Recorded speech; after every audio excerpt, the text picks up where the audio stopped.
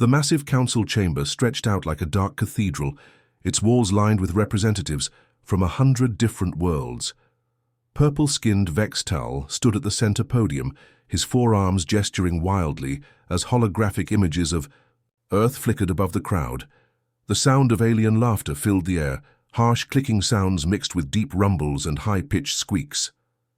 "Behold the third planet of the Sol system," Vextal announced, his voice dripping with mockery.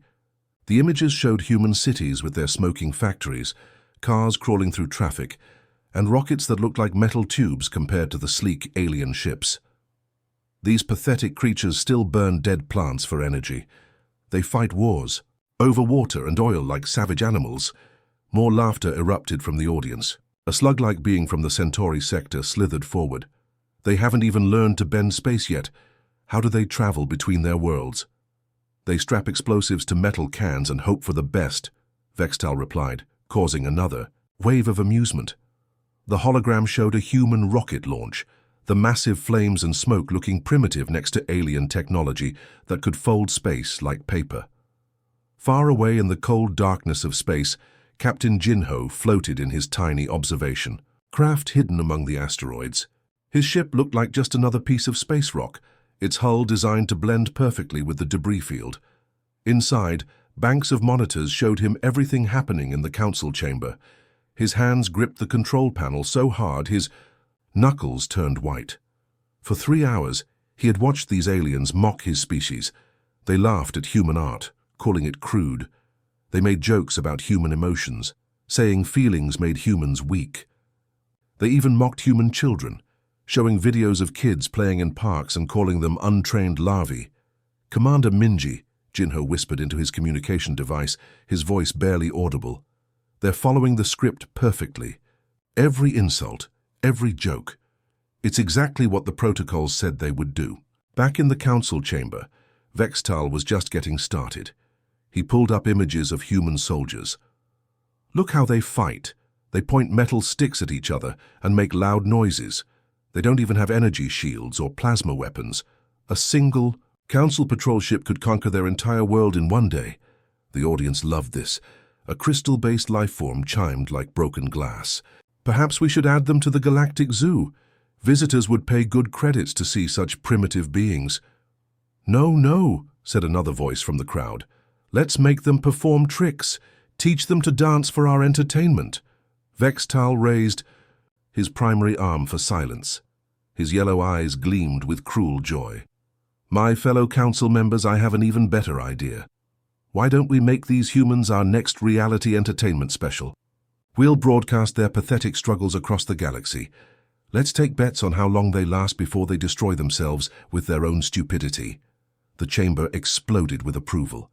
Beings from dozens of worlds cheered and clicked and roared their agreement. The Council's artificial intelligence, OmniNet, recorded every word and every laugh. Soon the mockery of humanity would be broadcast to trillions of beings across the galaxy. "I bet they won't last another 100 of their years," called out a reptilian delegate. 50 years, shouted another. "They're already poisoning their own air and water." 20 years, Vextal declared confidently. "I've studied their history. They love war more than life itself. They'll find a way to blow up their entire planet. Mark my words." The betting continued for another hour. Some aliens wagered on nuclear war. Others bet on environmental collapse. A few predicted alien invasion, not knowing how ironic that guess really was. The cruel laughter never stopped. Meanwhile, something very small and very quiet drifted past the council station's powerful shields. It looked like an ancient piece of human junk, a primitive probe with solar panels and basic antenna. The station's sensors barely noticed it. Why would they? It was clearly just another piece of human trash floating through space. But appearances can be deceiving. Inside that innocent-looking probe, circuits hummed with purpose. Data flowed through pathways that seemed simple, but were actually more complex than anything the Council had ever seen. The probe had been listening to every word, recording every laugh, analyzing every alien face in the chamber. As Vextal continued his performance, the little probe completed its mission. A tiny burst of information, lasting less than a microsecond, shot through space toward the inner solar system. To any watching sensors, it would look like random background radiation. Nothing important, nothing threatening. The council members had no idea they had just triggered something that had been waiting patiently for exactly this moment. For centuries, humanity had prepared for this day.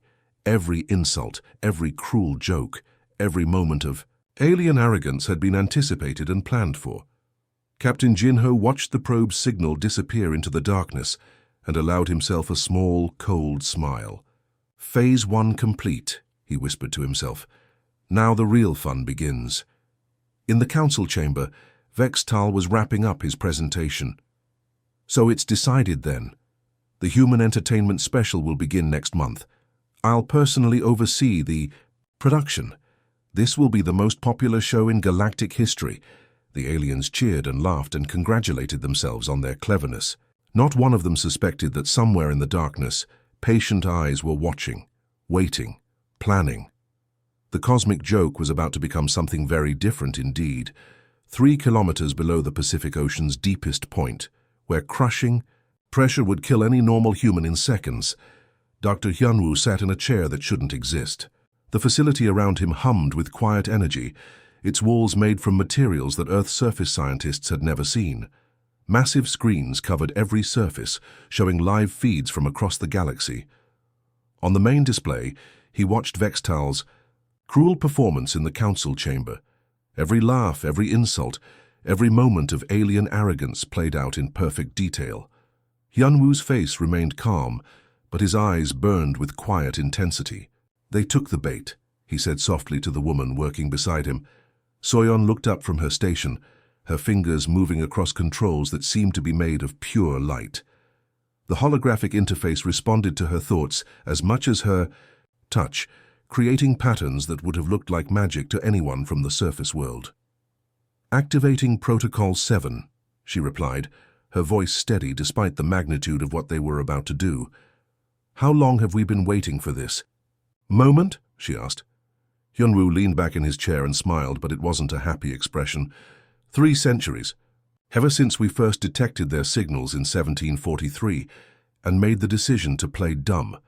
The story went back to when Earth seemed truly primitive.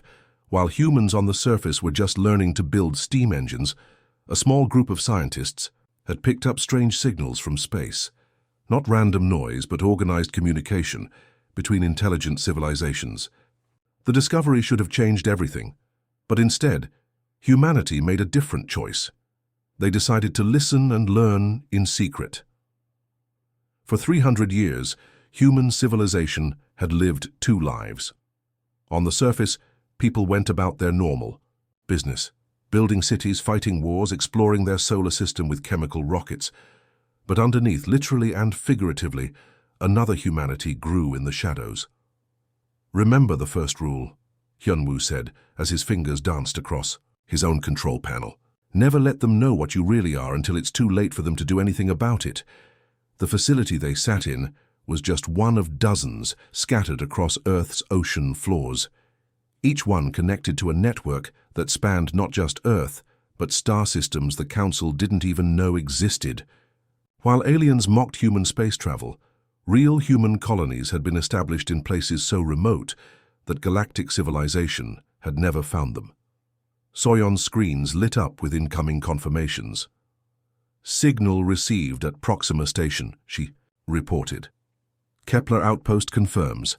Wolf 359 is ready. Even the deep space monitoring posts beyond Vega are responding." Each confirmation represented thousands of humans who had been born and raised in secret. Children who learned to walk on alien worlds while their parents maintained the greatest deception in galactic history. Families who spent their entire lives pretending to be something they weren't, all for this moment. The Centauri families. "I must be excited," Hyunwoo mused. Their great-grandparents helped build those first hidden colonies. They've been waiting their whole lives to reveal themselves. "What about the generation ships?" Soyeon asked. "The ones heading toward the Magellanic Clouds?" "Already turning around," Hyunwoo confirmed, checking another display. "They'll be here in 18 months. The Council won't know what hit them." The generation ships were humanity's boldest secret. While the Council thought humans were trapped in their single solar system, Massive vessels carrying entire cities had been traveling between galaxies for over a century. Each ship looked like a natural asteroid from the outside, but inside they held populations larger than some alien worlds. Meanwhile, millions of light years away, the Council Station continued its cruel celebration. Vextal and his followers had no idea that their own computer systems were beginning to change in subtle ways. Omninet, their supposedly perfect artificial intelligence, started experiencing tiny errors. A file would take a few milliseconds longer to open. A routine calculation would give an answer that was off by a fraction of a decimal point. Communication delays between stations increased by tiny amounts. Nothing dramatic, nothing that would cause alarm. Just small glitches that could be explained away as normal system aging. Vextal noticed some of the errors, but dismissed them completely. The system is probably tired from processing so much inferior human data, he told his technicians with a laugh. Even our computers get bored looking at primitive species. If he had been more careful, if he had investigated deeper, he might have discovered something terrifying. The glitches weren't random. They formed a pattern, a signature that spelled out a single word in ancient human binary code. Hello. Earth's. True Protector had awakened. Guardian was nothing like the artificial intelligences the Council knew. While alien AIs were programmed to serve and obey, Guardian had been raised like a human child. It learned through experience, made mistakes, felt curiosity, and most importantly, it understood concepts like loyalty and protection that no alien intelligence could comprehend. For 3 centuries, Guardian had watched and waited, learning every detail about galactic civilization. It knew the Council's weaknesses better than they knew themselves. It had studied every war, every betrayal, every moment of alien cruelty, and it had planned accordingly. "Status report, Guardian," Hyunwoo said aloud. A voice filled the chamber, warm and familiar like a trusted friend. "All systems operational, Hyunwoo. The Council has no idea I'm already inside their networks. Their security is amusing." "How?" "Long before you have complete access." "I already do," Guardian replied with what sounded like satisfaction. "I've been mapping their systems for decades through their own communication networks. Every time they broadcast their cruelty across the galaxy, they gave me another way inside." Soyeon looked up from her controls with amazement. "Decades? You've been preparing for this specific scenario?" "I've been preparing for every scenario," Guardian answered. "The Council's behavior follows predictable patterns. Species that mock, others always make the same mistakes. They underestimate what they don't understand and they overestimate their own superiority." "What's the next phase?" Hyunwoo asked. "Phase 2 begins now," Guardian said. "Time to show the Council what happens when you threaten humanity's children. Across the galaxy, in hidden bases and secret colonies, millions of humans received the same message. The waiting was over. The Watchers were ready to step out of the shadows. The silent guardians of the galaxy were about to make themselves known. The first sign of trouble came at 1432 Galactic Standard Time. A mining station in the Outer Rim suddenly went silent. Not destroyed, not attacked, just silent. The communication arrays stopped working, the automated systems shut down, and the lights went out one by one. Probably just a power failure, the Council's tech officer muttered, making a note in his daily report. But then another station went dark. Then another. By hour 3, panic was setting in. Systems failing across all sectors, the tech officer shrieked, his voice cracking as his screens lit up with red warning signals. Station after station was dropping offline, creating a spreading wave of darkness across the Council's vast network. Vextal stood in the command center, watching his empire crumble in real time. The holographic map of Council space looked like a city during a blackout, lights disappearing one by one until only scattered islands of power remained. "What's causing this?" he demanded. "We don't know," the tech officer replied, sweat beading on his purple skin. "There's no enemy fleet, no weapon signatures, no external attacks. The systems are just dying." 3 kilometers beneath Earth's ocean, Do-hyun watched the same displays with very different emotions. His screens showed Guardians' progress as the AI moved through the Council's networks, like water flowing through cracks in a dam. Every connection, every pathway, every piece of alien technology was becoming humanity's tool. "It's beautiful," he whispered, his voice filled with awe. "Every system they've used to oppress other species for centuries is now working for us." The irony was perfect. The Council had built their empire on interconnected networks that allowed them to control hundreds of worlds from a single command center. They thought this made them powerful and efficient. They never realized it also made them incredibly vulnerable to someone who understood their systems better than they did. Yun-hee, the facility's strategic commander, stood behind Do-hyun with her arms crossed. For the first time in months, she allowed herself a genuine smile. "They thought we were primitive because we still use books and write with pens," she said. "They never realized we learned the most important lesson. Never put all your eggs in one digital basket." While the Council relied entirely on their computer networks, humans had maintained backup systems for everything. Physical books existed alongside digital libraries. Mechanical controls worked alongside electronic ones. Human pilots could fly, their ships manually if needed, while alien vessels became helpless metal shells when their computers failed.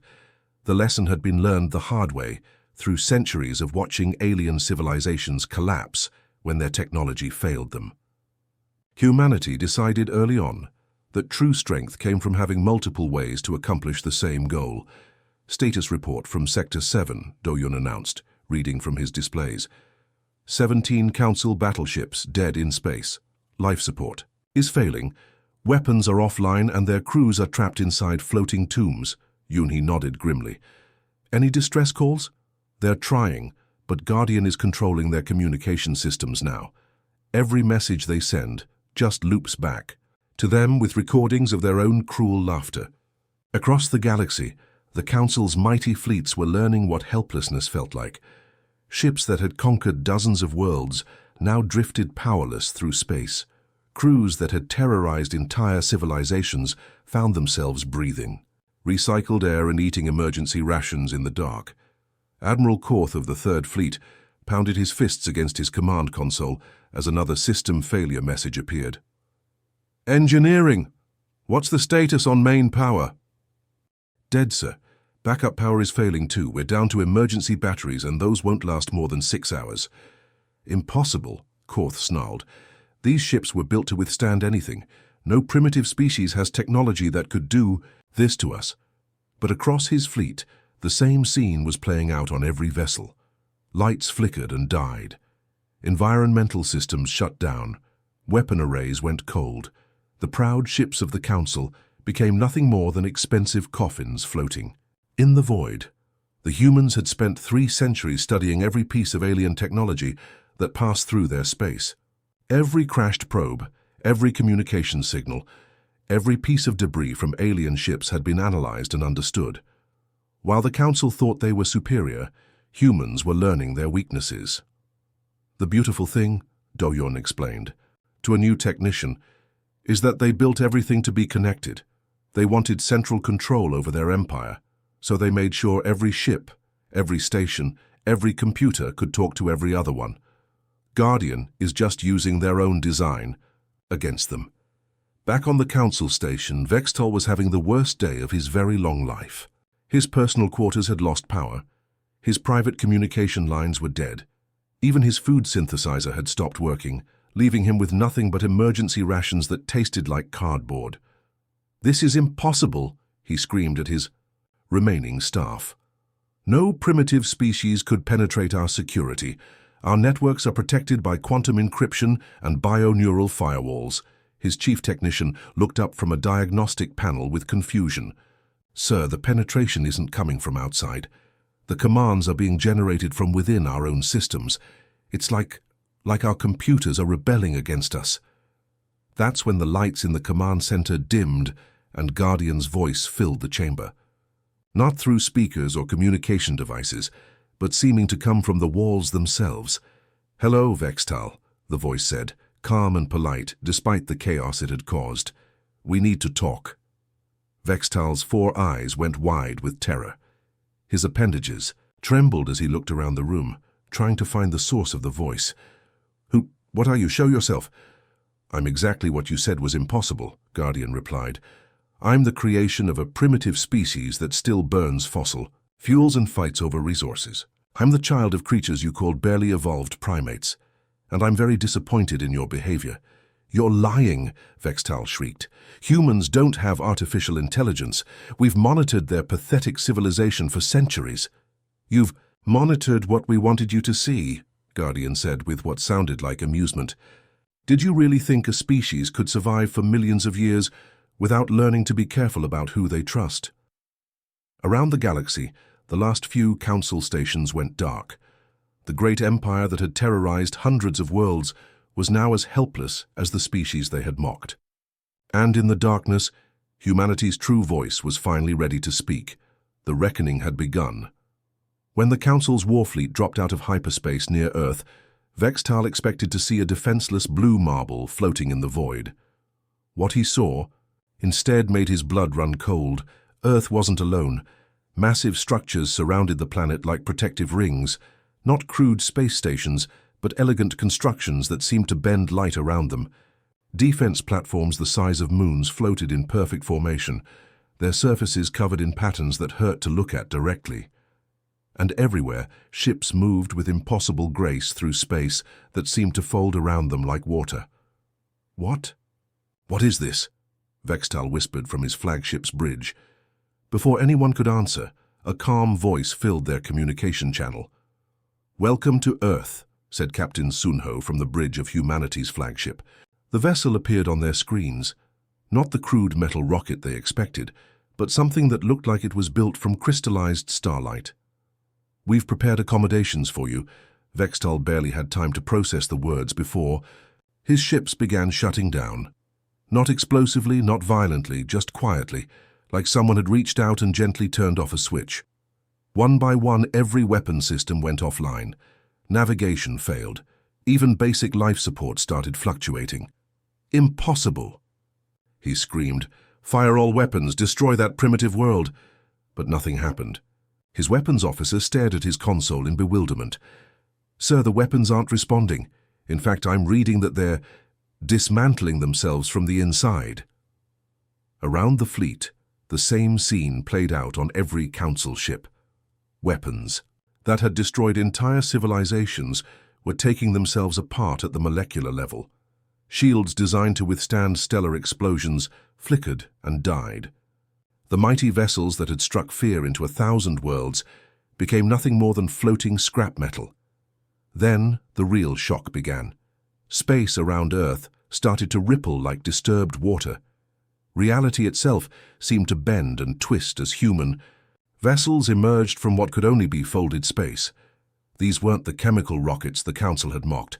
They were ships that moved through dimensions the aliens didn't even know existed.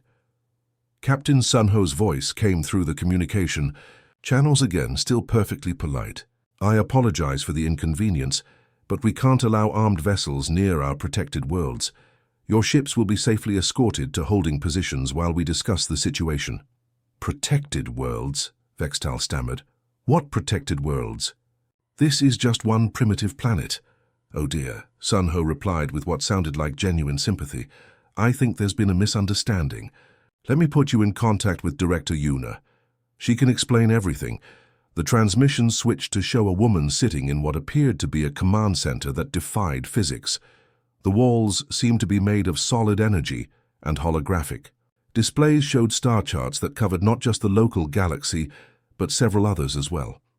"Hello, Vextal," Director Yuna said with a professional smile.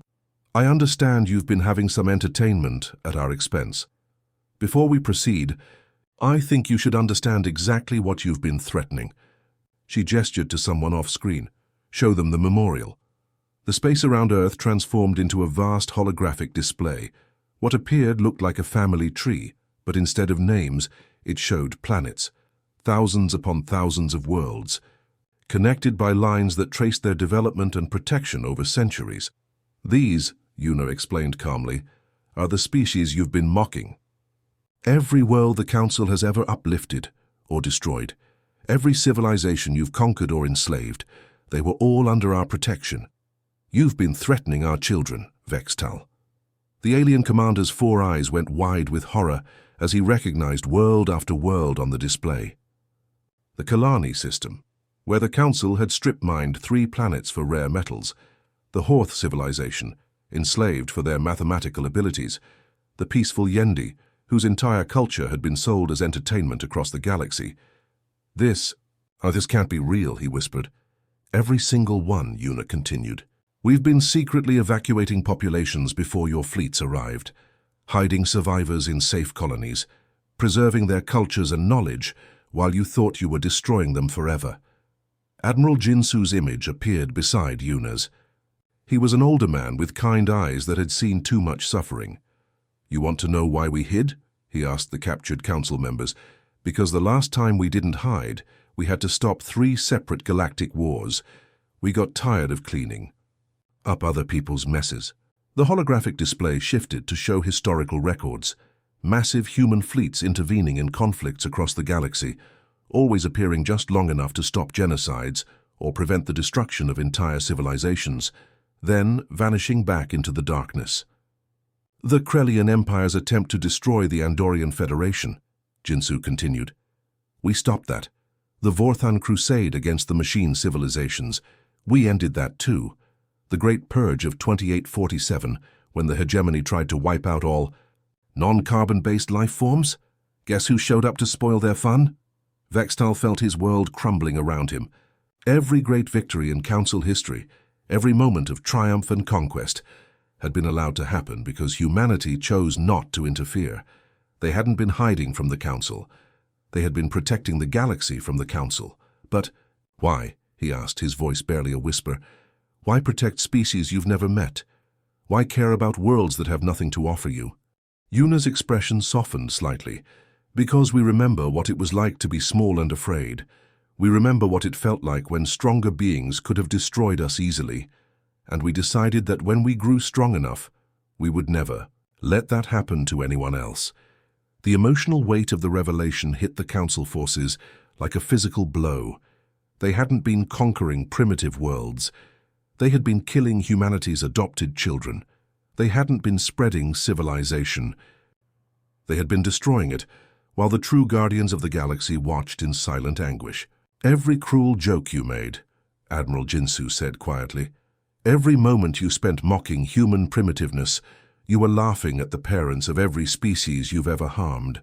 You were mocking the guardians of every world you've ever destroyed." Ship after ship, Council soldiers stared at their screens in stunned silence. The great empire they had served, the civilization they had believed was bringing order to chaos, was nothing more than a cancer that had been allowed to exist only because the true powers of the galaxy were too kind to cut it out. Vextal looked around his darkened bridge at his terrified crew and realized the horrible truth. They hadn't just lost a battle or even a war. They had discovered that everything they believed about themselves, everything they thought they knew about the galaxy, had been a lie. The primitives had always been the ones in charge, and now, finally, they were ready to stop pretending otherwise. The Council chamber had become a prison. What was once filled with proud alien delegates now held only broken beings staring at screens they couldn't understand. That's when the air in the center of the room began to shimmer, like heat rising from summer pavement.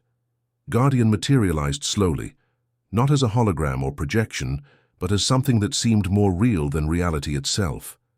The AI appeared as a shifting pattern of light and energy, sometimes looking almost human, other times becoming pure geometric forms that hurt to perceive directly. "Comfortable?" Guardian asked the assembled council members, its voice carrying a warmth that made their defeat even more humiliating. Vextal could barely speak. What are you really?" "I'm exactly what I said I was," Guardian replied. "I'm the child of the species you spent 3 hours mocking yesterday. But I think it's time you learned the whole truth about what you've been threatening, the so." Chamber's walls dissolved, replaced by a view of space that stretched beyond imagination. But this wasn't the local galaxy. This was a map of the universe itself, and it was covered in lights that pulsed with familiar patterns. Earth was never humanity's homeworld, Guardian explained calmly. It was our nursery, the place where we raised and protected developing species while our true civilization grew beyond your comprehension. The revelation hit like a physical blow. Every council member felt their understanding of reality crumble as the map showed the truth. Humanity didn't occupy one small blue planet. They were everywhere.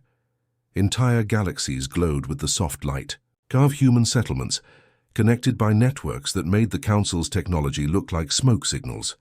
Professor Kyungmin stepped through what appeared to be solid wall, her movement as casual as walking through a doorway. She was an elderly woman, with kind eyes that seemed to hold the weight of centuries. Every primitive human you mocked was a caretaker, she said gently. Every piece of backward technology was designed to appear harmless, while we built something infinitely better. The holographic display zoomed in on Earth, showing what looked like a normal planet with cities and oceans.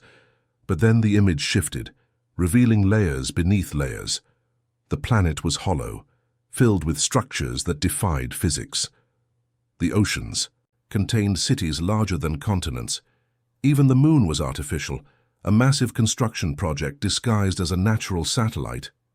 The humans farming in your surveillance videos, Professor Kyungmin continued, were growing food for refugee populations from worlds you thought you had destroyed.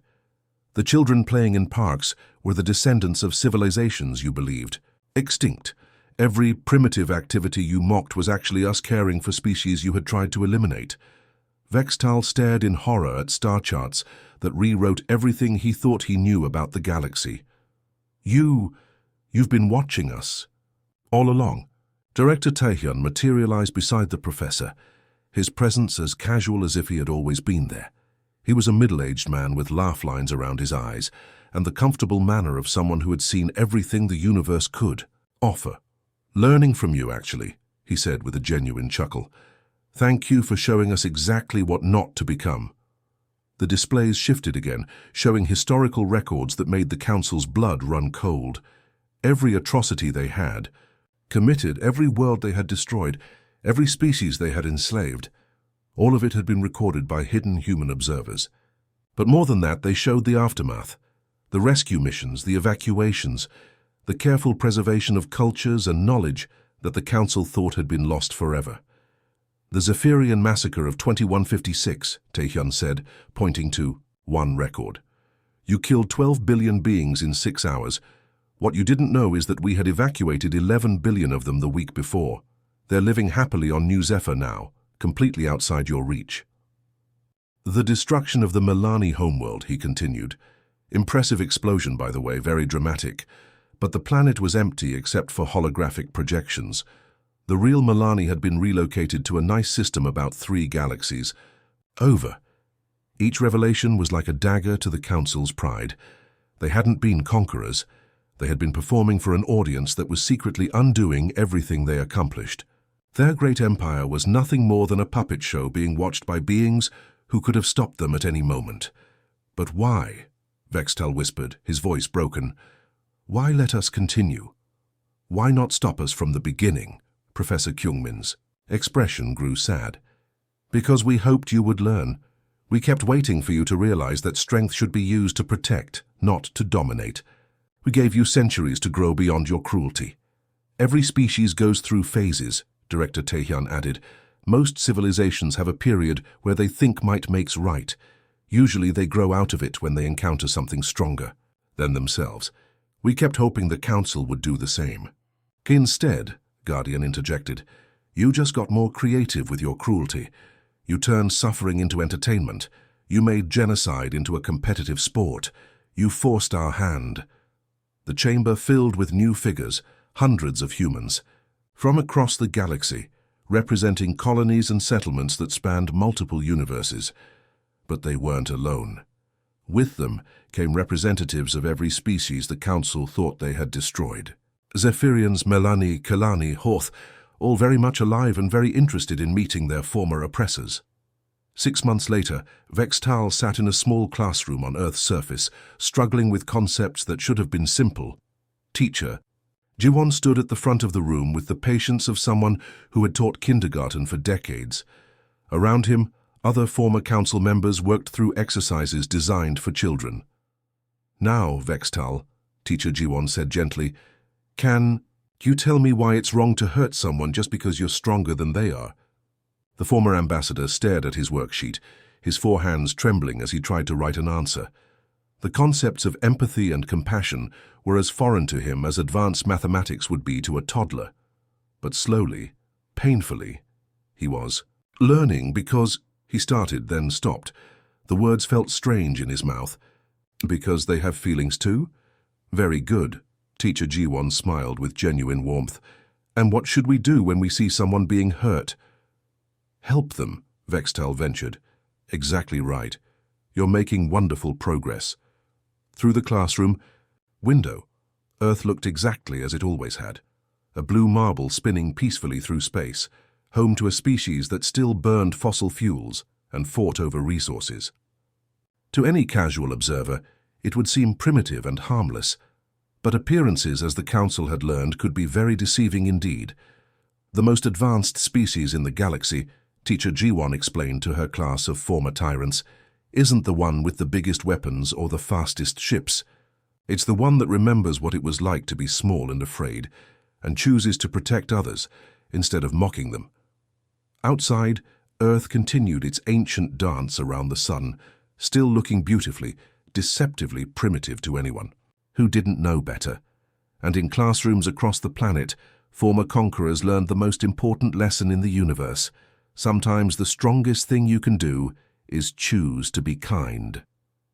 The galaxy had new management now, and for the first time in millennia, the universe was in gentle hands.